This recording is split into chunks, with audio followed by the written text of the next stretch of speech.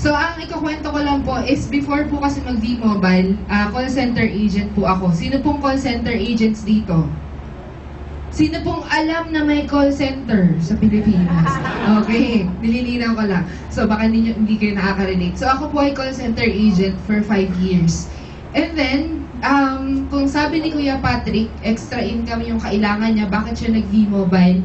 Ako naman kasi, salary of a call center agent is actually medyo enough for basic needs. Okay? So, sa basic needs, kasama na rin po dyan yung Starbucks. Hindi, kasama, nakapagbigay na rin ako. Pero dumating kasi yung time. Okay, so, alam niyo yung bagbuhay empleyado, nakaka-survive ka naman, tama? Yes!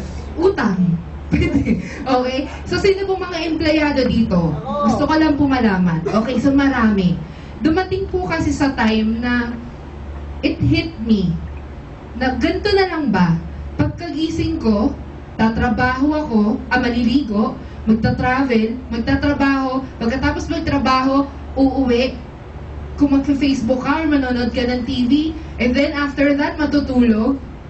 Pagkagising mo, same routine, same routine, same routine. Hindi nyo ba nare-realize na para na kayong mga zombie? Yes, tama ba? Okay, so dumating yung time ko na tatanda na lang ba akong ganito? Paulit-ulit. It's not more of money sa akin. Okay, it's more of looking for significance, actually. So, marami po kasi sa atin dito, mga empleyado, mga well-off na mga tao sa salary nila. Pero tanongin niyo sa sarili niyo, may ginagawa ba kayo para sa maraming tao or para sa Pilipinas or para sa mundo? 'Di ba? Parang, o ginagawa niyo lang yun para sa sarili niyo at para sa pamilya niyo lang. Period. Nare-realize niyo ba? Yes! Yung totoo talaga. Yes! Okay. So, yun. So, ang nangyari nun, gusto ko makalabas ng call center industry. Kasi ayoko na nanggigising ako, tapos magta-travel ako, tapos magko-calls ako, tapos sisigawan ako ng mga Amerikano, tapos pag nawiwiwi ako, bawal ako magwiwi kasi bawal pag hindi pa break. Tapos yung tipong magta-type ka, pero pikit yung mata mo, yung mga ganon. So, yung ilang galong kape yung naiinom mo para lang magising ka. So, nakakapagod siya. So, because of that, open yung mind ko to more opportunities. Sabi nga nila, Agent X44 nga daw ako kasi nga, nag-try ako real estate agent, loan agent, at the same time, nagko-call center agent din ako. Okay, tapos traditional business din ako. So, yun yung ginagawa ko. And then, nakita ko yung V-Mobile one time, patulog na ako, nagfe-Facebook ako, nakalagay, may nag-post na Facebook friend ko, nakalagay, I earned 4,500 pesos while sleeping. Sabi ko, gusto ko yun. Okay? So sabi ko din sa best friend ko, natutulog na siya, ang ganda nito. Sabi ng best friend ko, matulog ka na. Okay? So yun, na-appreciate ko kasi siya agad kasi nga, nag-earn ka passively. Bakit? Kasi, ibig sabihin, I can have more time to do meaningful things. To spend more time with your family. Kasi po, ang perang nabibigay niya sa pamilya niyo, wala siyang kwenta kung hindi kayo nag-i-invest ng time. Naintindihan po ba? Okay, so, yun yung na-realize ko. And then, alam ko na binigyan ako ni God ng skills, talents, and doon na lang ba, bubulukin ko na lang ba yung sarili ko sa loob ng cubicle na yun? Tama ba? Sa mga empleyado. Sa mga empleyado po, talented po kayo para lang mabulok doon sa office na yun. So, always aim. Kung hindi nyo gusto yung work nyo, na makalabas doon sa industry na kung nasan kayo. Okay, doon sa mga gusto nyo yung work nyo, okay lang, ipagpatuloy nyo kasi ibig sabihin, nakaka-share kayo ng blessing sa iba. Okay, so, bakit, sabi nga ni Sir Gerard, bakit ka naging successful? Ito naman lagi kong sinasabi, hindi naman to sikreto. Bakit ba ako nagkaroon ng resulta? Unang-una po, pinag-desisyonan ko kasi. Okay? So, alam niyo na yung nasa video testimonial ko. Okay, so yan. Pinag-desisyonan ko kasi. Ibig sabihin, pinag-desisyonan ko magiging successful ako. Pinag-desisyonan ko na through V-Mobile, magagawa ko kung ano yung gusto kong gawin na hindi ako makukulong sa kung ano man yung industry ko dati. Okay, so pinagdesisyonan ko na because of V-Mobile magkakaroon ng significance yung buhay ko dahil nakakatulong ko sa ibang tao. Naintindihan ba? Bakit kailangan ng desisyon? Kasi usually kayo lagi nyo sinasabi, gusto ko maging successful, gusto ko magkaroon ng resulta, pero hindi mo naman pinagdesisyonan. Magkaiba po yun. Okay? Ang ibig ko sabihin, pinagdesisyonan ko po, ibig sabihin yung sponsor ko po is taga Cebu. Chinat ko lang siya, pinadala niya sa akin yung YouTube link, and then nagustuhan ko, may pina-assist lang siya sa akin, and then kinalimutan niya na ako. Ibig sabihin, first 2 months ko po, walang nag-guide sa akin, kundi sarili ko lang. Okay? So, napakaswerte nyo kung meron kayong mga mentors na nagte-text brigade sa inyo, nag-PPM sa inyo, nagpo-post sa mga group pages. Okay? Kasi po, nung panahon ko, walang mga group page. Hindi po uso yun. Okay? Ang nangyari, decision ko kasi, self-motivated ako gawin yung bagay na to. Okay? Ito yung nakita ko na V-Mobile yung magiging daan para makaalis ako sa call center industry. Okay? Ako lang mag-isa. Pagkasali ko, ginawan ko talaga ng aksyon, nakakuha ko ng PowerPoint, pinrint ko po siya, nilagay ko siya sa, anong tawag doon? Clear book. Okay? So, dala-dala ko po yun sa production floor sa call center. Hindi ko po alam na flip chart po ang tawag doon. Basta pinrint ko lang siya. Okay? So, nagpe-present ako doon. Habang nagko-call sila, nasa ilalim ako ng station. Yung itsura ko talaga ganito. Ito, maganda talaga to. Ganyan. Habang nagko-call sila, ganyan lang. Okay?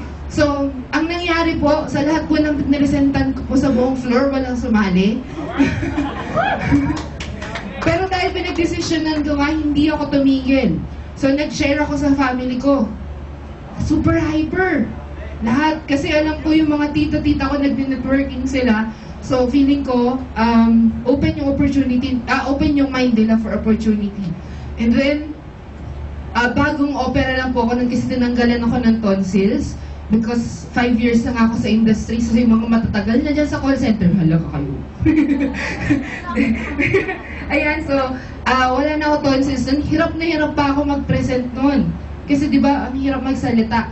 Pero, ayun, wala pa rin sumali. Sa mga family ko. Tapos sabi ko, mga tropa ko, di ba? Kayong mga friends kayo, high school friends, college friends, so lahat sila, chinat ko, yung iba, nilibre ko pa yung buong pamilya. Okay?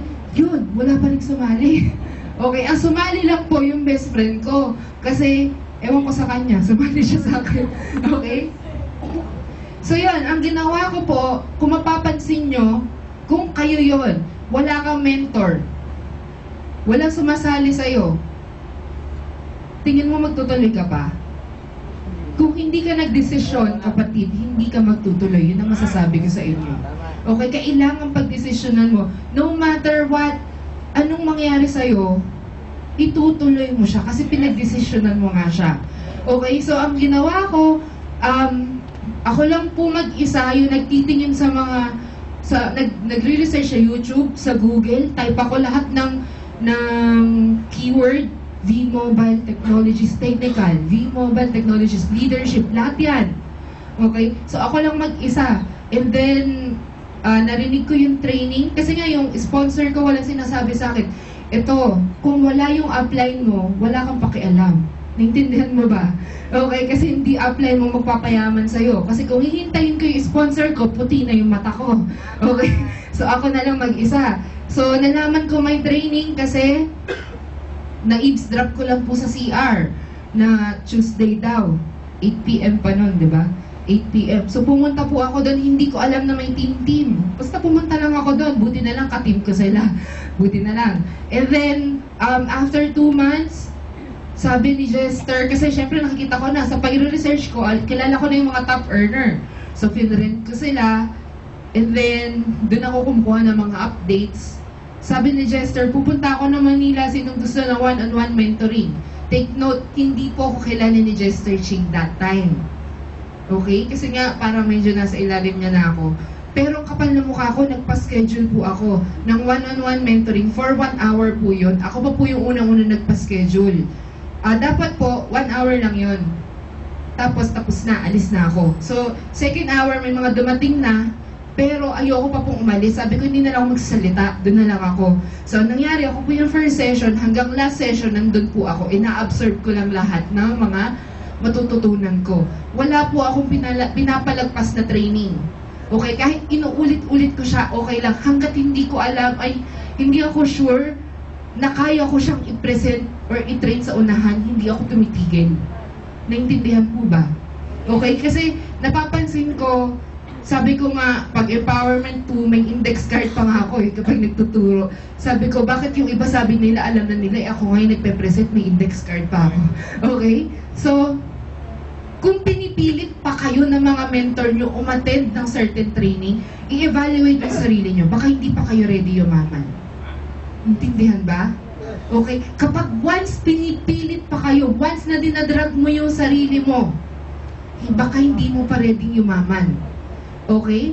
So, kung ako nga na self-motivated na, medyo hindi pa ganun yung resulta, kinulang ng 70K. Hindi pa po ako millionaire. Okay? So, kinulang po. And then, magtuloy-tuloy ka lang. Naintindihan ba? Ilang beses naman yan sinabi dito. Okay? At, ano ba yun? Sasabihin ko. Ayun. Ito yung lagi kasi sasabi pala.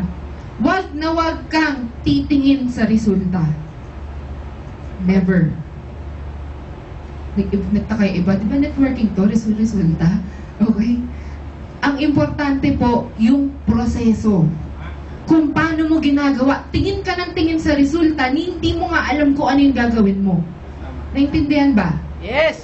Okay. Kasi nung na-realize ko yan, na nag-i-start ako, wala akong pakialam kung ano yung magiging resulta, basta ginagawa ko lang siya. Araw-araw. Don't lose your momentum. Kasi once na tinigil mo siya kahit isang araw, Yari ka. yari ka na. Tama. Okay? So kahit isang araw, kung medyo busy ka talaga nun, or may family event ka, kahit 30 minutes lang or 1 hour, ibigay mo yung oras mo. And huwag ka nang magdahilan.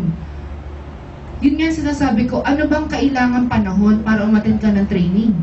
Apply, mainit kasi. Apply, umuulan kasi. Okay, kausapin kaya natin yung pag-asa. Okay. So, yun nga. Yun, sinasabi ko pala kanina, hindi na natin kailangan mamilit pa. Kailangan ikaw na mismo. Actually, sinasabi ko sa team ko, kung ayaw mo umattend ng training, edi wag mo. Pero wag ka maninisi kung anong resulta mo. Tama.